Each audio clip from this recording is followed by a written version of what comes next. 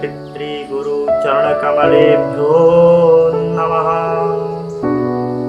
ध्यानमूलं गुरोर्मूर्ति, पूजामूलं गुरोर्पदम्, मन्त्रमूलं गुरोर्वाक्यं, मोक्षमूलं गुरुकृपा। अखण्डमण्डलाकारं व्याप्तं येन चराचरं, तत्पदं दर्शितं येन तस्मै श्रीगुरुवे नमः।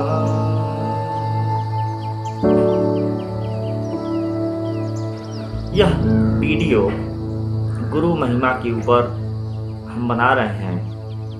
वैसे हम गुरु के महिमा के ऊपर क्या कह सकते हैं?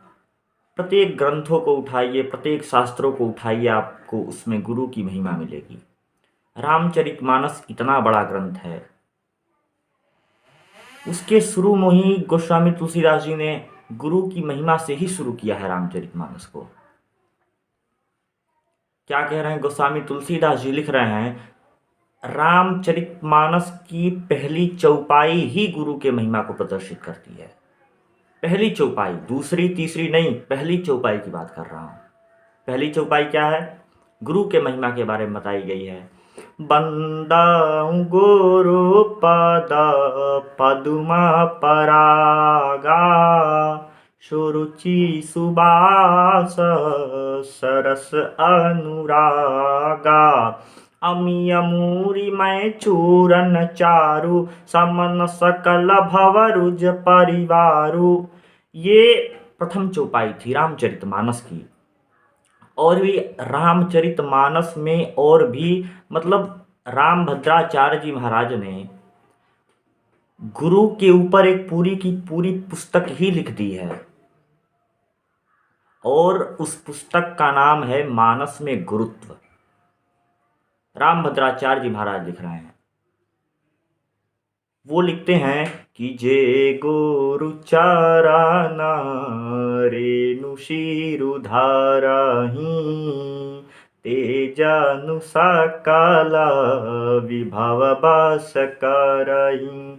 अर्थात जो गुरु जी के चरण रज को, छोटे शब्दों में समझाना चाहता हूं, जो गुरु जी के चरणों के नीचे की धूल को अपने सर पर धारण करता है, वह संसार के समस्त वैभव को अपने वश में कर लेता है। ये गुरु की कृपा है, ये गुरु की महत्व। और इतना ही नहीं, ये रामचरितमानस को तो ठीक है, हम देखते हैं श्रीमद् भागवत महापुराण में, इतना बड़ा पुराण है, उसका भी वेदव्यास जी जब उसको लिखते हैं तो उसके भी संदर्भ में आपको मिल जाएगा कि वो भी गुरु से ही प्रारंभ हो रहा है। क्या क्या लिख रहे हैं वेदव्यास जी? चिंतामणिर्लोक सुखम सुरद्रुः स्वर्ग संपदम, प्रयक्षति गुरु प्रीतो वैकुंठम योगी दुर्लभम। चिंतामणिर्लोक सुखम सुरद्रुः, चिंतामणि केवल लौकिक सुख दे सकती है और कल्प वृक्ष अधिक से अधिक स्वर्गीय संपत्तियों को दे सकता है, परंतु गुरुदेव प्रसन्न होकर भगवान योगी दुर्लभ नित्य वैकुंठ को ही प्रदान कर सकते हैं। अर्थात गुरु अगर आपसे प्रसन्न हो जाएं तो वो आपके भगवान वैकुंठ को सहज में ही दे देते हैं, बिना परिश्रम के ही दे देते हैं। ये है गुरु की महिमा।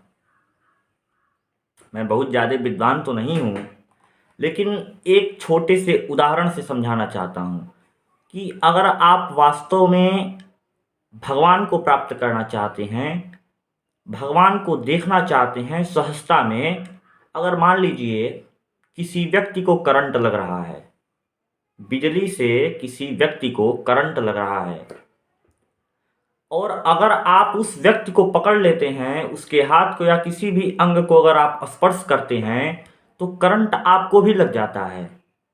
उसी प्रकार से गुरु क्या है? गुरु भगवान से गुरु का संपर्क है। अर्थात आपने भगवान को नहीं पकड़ा, परंतु गुरुजी ने भगवान को पकड़ रखा है। गुरुजी भगवान को समझते हैं।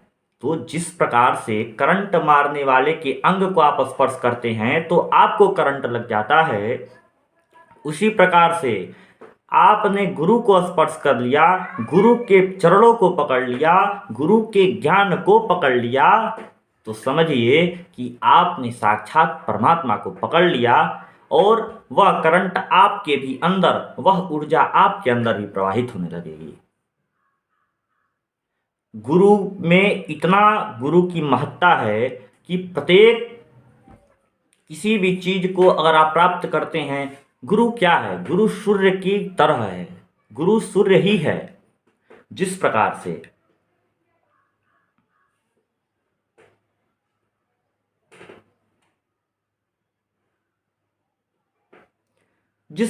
से सूर्य के उगते ही अंधकार नष्ट हो जाता है, उसी प्रकार से जीवन में गुरु की महत्ता है। जो आपके भीतर अंधकार बैठा है ना, उसे नष्ट करने के लिए, उस अंधकार को नष्ट करने के लिए गुरु रूपी दीपक की आवश्यकता होती है। मैं कोई बहुत बड़ा ज्ञानी नहीं हूँ कि मैं ये सब चीज़ें आपको बता सकूं या फिर आपके सामने प्रस्तुत करूं। मैं एक छोटा सी निवेदन करता हूं।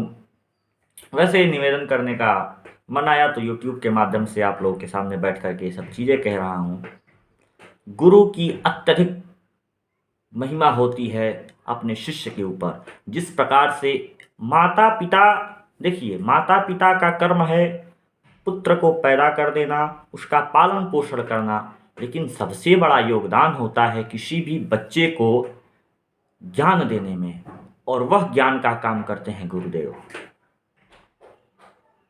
देखिए बालक एक कच्चे घड़े की भांति होता है।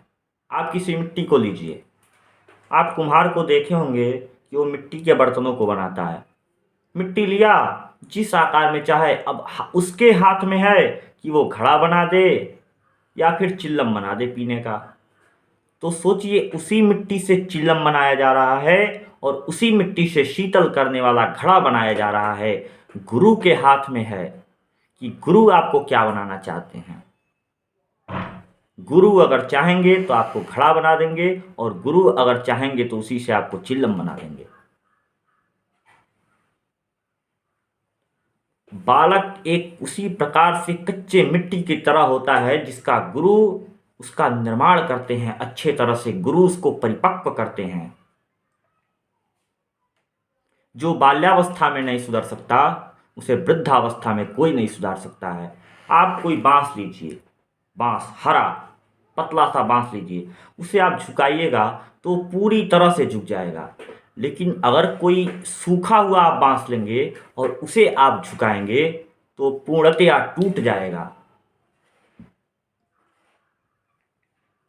तो कहने का अर्थ ये है कि सुधार बाल्यावस्था में ही करना चाहिए, और गुरु के सानिध्य में रह कर के ही। पहले का देखिए नियम कितना अच्छा था कि बच्चे जो ही 8-10 वर्ष की आयु में पहुंचते थे उनका यज्ञोपवीत संस्कार कर दिया जाता था और गुरु जी के पास पढ़ने के लिए भेज दिया जाता था।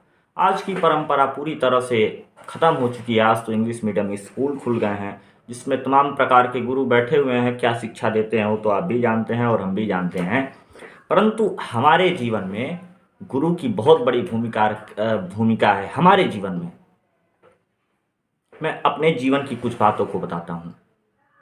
मैं बहुत बड़ा वक्ता नहीं हूँ कि मैं कुछ आपको बता सकता हूँ। एक छोटी सी चीज़ निवेदित करता हूँ कि हमारे ऊपर बहुत बड़ी गुरु की कृपा है। मैं अपनी कहानी खुद की बताता हूँ। मैं आपको बताऊँ आपके जानकारी के लिए कि मैं 2 से 3 साल 4-5 साल तक गुरु के सानिध्य में रह करके अध्ययन किया हमने। सोचिए गुरु जी के यहाँ रहना, गुरु जी के यहाँ खाना, गुरु जी के यहाँ शिक्षा लेना, हर एक कार्य जितना होता था, उठना चलना बैठना, हर एक चीज़ गुरु ने माता बन के, पिता बन करके, जिस प्रकार से एक बच्चे को जो माहौल देना चाहिए वो माहौल गुरु जी ने हमें प्रदान किया। और उसके वजह से आज थोड़ा सा ज्ञान अर्जन हो पाया है, जिसे हमने आपके सामने प्रस्तुत किया। आशा करते हैं कि आपको ये वीडियो अच्छी लगी होगी। फिर एक छोटी सी गुरु जी के बारे में वही श्लोक श्रीमद् भागवत महापुराण का बताना चाहूँगा। चिंतामणिर्लोकसुखं सुरद्रुः स्वर्गसम्पदं प्रयक्षति गुरुः प्रीतो वैकुण्ठं योगिदुर्लभम्। ध्यानमूलं गुरोर्मूर्ति पूजामूलं गुरोपदं मंत्रमूलं गुरोर्वाक्यं मोक्षमूलं गुरो कृपा। तो गुरु जहाज की भांति होता है, जो उस जहाज पर बैठेगा वह भवसागर से पार हो जाएगा। चाहे वह राम जी हों, चाहे वह कृष्ण जी हों, सबके जीवन में गुरु की आवश्यकता होती है। तो आप भी अपने गुरु जी का सानिध्य प्राप्त करिए, गुरु मंत्र लीजिए और अपने माध्यम से संसार को बदलने की चेष्टा करिए। जब तक हम स्वयं नहीं बदलेंगे तब तक दूसरे को हम नहीं बदल सकते हैं, केवल दूसरे की बुराइयों को देख सकते हैं। अतः इन्हीं सब बातों के साथ मैं गुरु जी के चरणों में सादर प्रणाम करता हूँ और अपने वाणी को विराम करता हूँ। बोलिए गुरु जी महाराज की जय हो। जय जय श्री सीताराम, जय जय राधे श्याम।